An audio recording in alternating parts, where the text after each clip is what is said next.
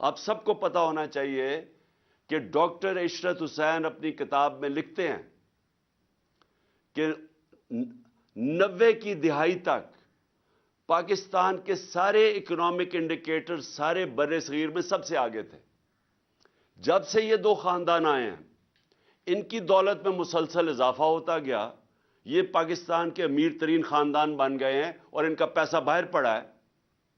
لیکن پاکستان آہستہ آہستہ ڈوبتا ڈوبتا گرتا گرتا آج ادھر پہنچ گیا ہے کہ ہمارے پاس اس ملک کی تاریخ کے سب سے کم ریزروز رہ گئے ہیں.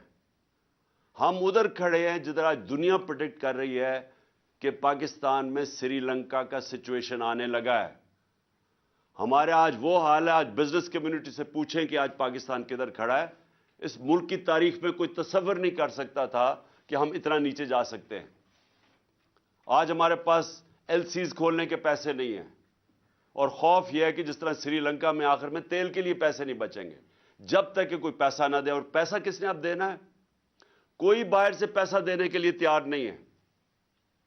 ہمارے پاس کوئی اب کمرشل بینک پاکستان کو لینڈ کرنے کے لیے نہیں تیار کیونکہ پاکستان کا جو ڈیفالٹ رسک ریشو ہے وہ 5% تھا جب اپریل میں.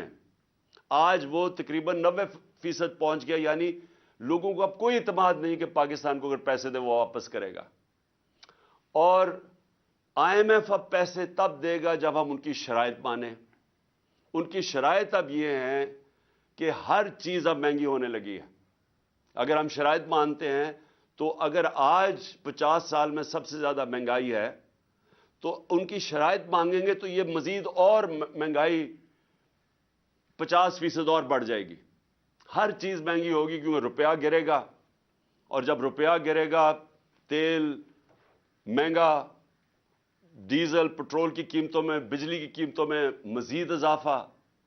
اور اس کے علاوہ جو بھی ہم سمجھتے ہیں کہ جو بزنسز جو انٹرسٹ ریٹ ہے وہ سکویز ہوتی جائیں گی، بے روزگاری بڑھ رہی ہے، فیکٹریاں بند ہو رہی ہیں. اس لیے جدھر آج ہم کھڑے ہیں میں اب آپ سب کے سامنے کہنا چاہتا ہوں کہ صرف ایک طریقہ ہے نکلنے کا. اور باقی چیزیں آپ کئی کر سکتے ہیں لیکن سب سے پہلے ایک طریقہ ہے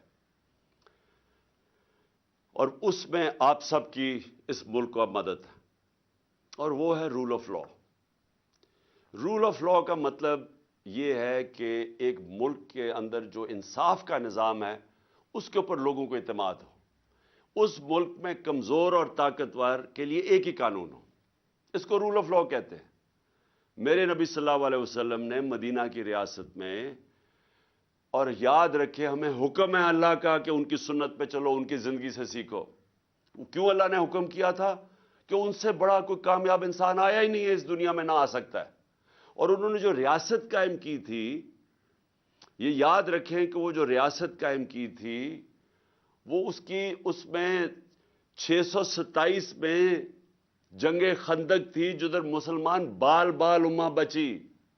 اور اس کے 10 سال کے بعد دو سپر پاورز رومن ایمپائر اور پرشین ایمپائر ان کے سامنے گھٹنے ٹیک گیا 10 سال کے بعد. یہ تاریخ کی فیکٹ بتا رہا ہوں. تو انہوں نے ایک چینج کیا تھا. ایک ان لوگوں کی جن کی حیثیت نہیں تھی ان کو ورلڈ لیڈرز بنا دیا تھا، دنیا کی امامت کی تھی. اور یہ تاریخ میں ہے.